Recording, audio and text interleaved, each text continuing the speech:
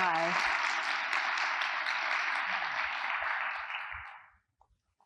In parenting, there are no performance appraisals, no satisfaction surveys, no one really keeping track, right? Parenting is a life role that we take on, a hat that we get to wear because we, 1, have a kid accidentally or on purpose, 2, decide that we want to take care of and love a kid that's already on the planet, or 3, we fall in love with someone who has a kid themselves.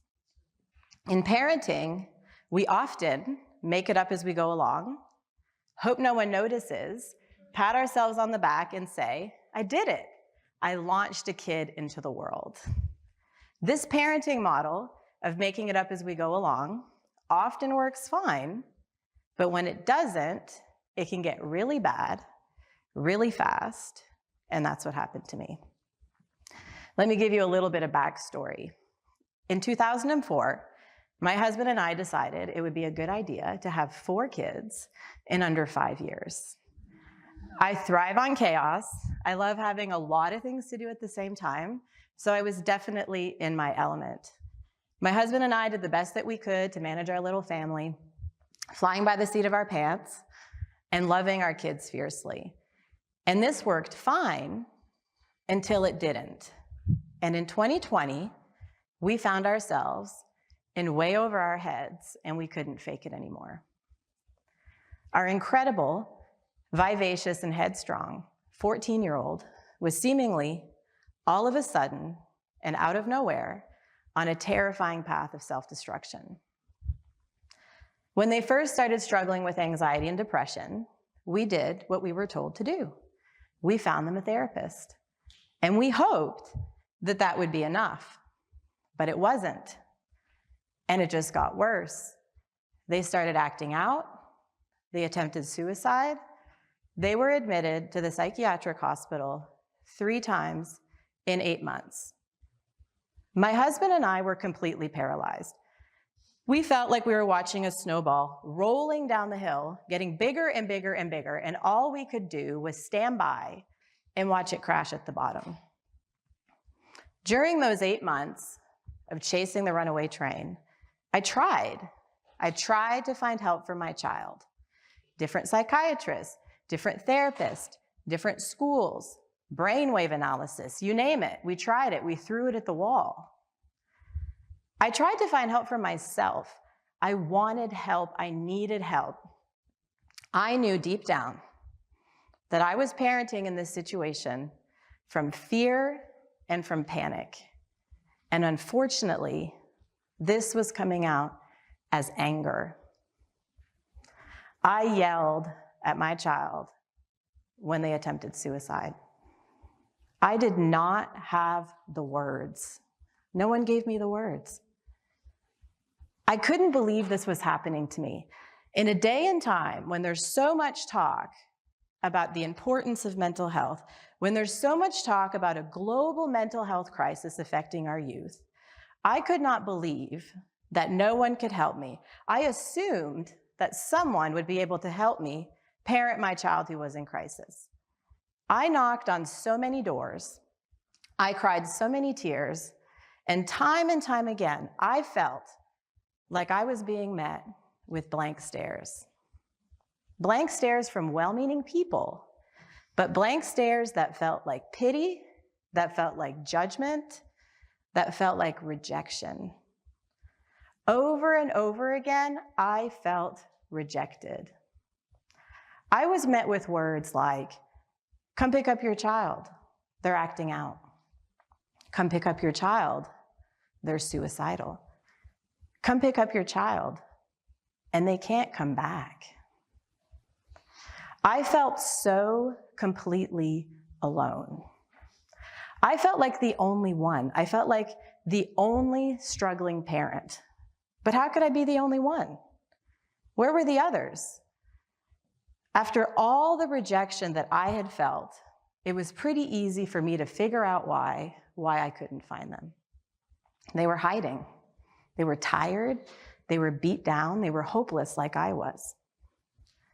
So to find the other struggling parents, I decided to tell my story. I told my story, and I shared my pain to anyone who would listen, my friends, my family, my coworkers, to strangers. And by telling my story, I found two. I found two parents just like me who were struggling to help themselves and to help their child. Two parents who got it. They understood. They were me. They were just like me. I wasn't alone anymore. We weren't alone. We had each other. And this is how it all began. So a little while later, a few months later, when the dust started to settle, when my child started to heal, when our family was emerging from the fog, I was all consumed. I couldn't move on. I was obsessed. I had to find all the other struggling parents, and I had to let them know that they were not alone and that I was there to support them. There was something else that I was preoccupied with too that was really bugging me. The whole time that my child was struggling, there I was, right there, the whole time. And no one thought that it might be a good idea for them to use me, to build me up, train me, use me like a secret weapon to help them help my child. Instead, I sat there feeling useless and alone. I was determined to change this narrative on parenting, but first I had to find all the other parents and let them know that I was there for them. So that winter, with the help of my son, who was a high school senior at the time and was profoundly affected by his siblings' struggles, we set out to find the other struggling parents.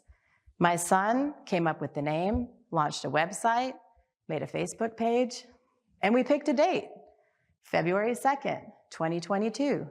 And we invited parents to join me so we could support one another. And that's what happened. February 2nd, 2022. Me and a handful of parents joined together, and we shared our stories, and we shared what worked and what didn't, and we laughed and we cried. And we all left that day feeling a little bit more hopeful and a lot less alone. After that first meeting, I knew that it was really important that I have them every single week. Because when a parent is struggling, they don't want to have to wait for help. I also figured out pretty quickly that parents can't come in person. We're busy. There's a lot going on. So we quickly moved our group online, and our reach expanded dramatically.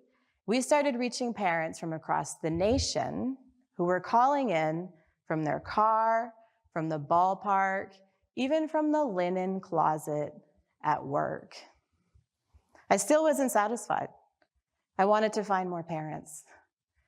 One day I was at work, and my coworker, who had just been diagnosed with cancer, had received a box from her friend.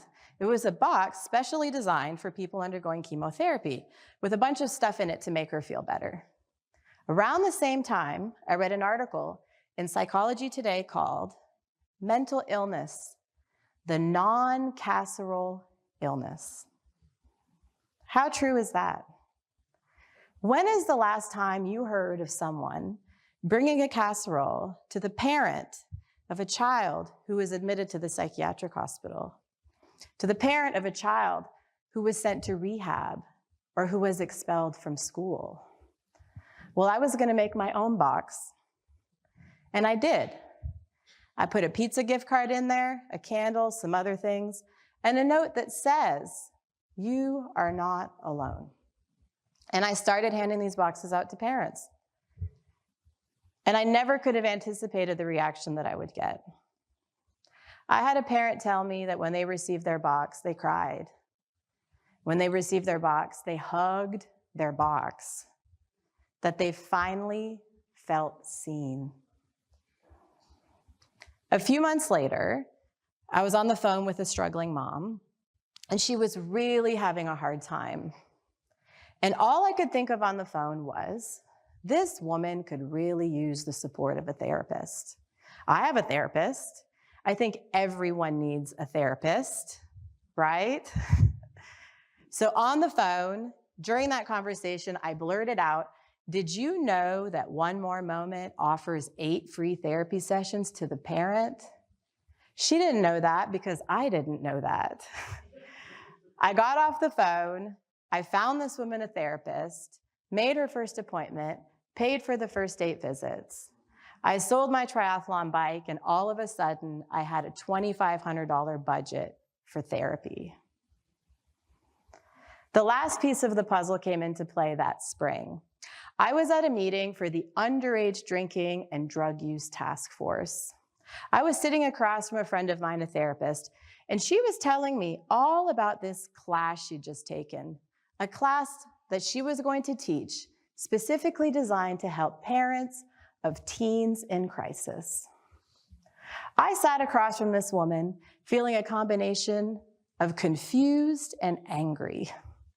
Where was this class a year ago when I was struggling as a parent? I left that meeting, signed up for the class, took it as a parent, got trained to teach it, and started teaching parents from across the nation. And just like that, what started as one mom, motivated by her own loneliness and rejection, who set out to find all the other struggling parents and let them know they weren't alone, had turned into an organization dedicated to reaching in, finding parents, and giving them free access to support, skills, and mental health care for themselves.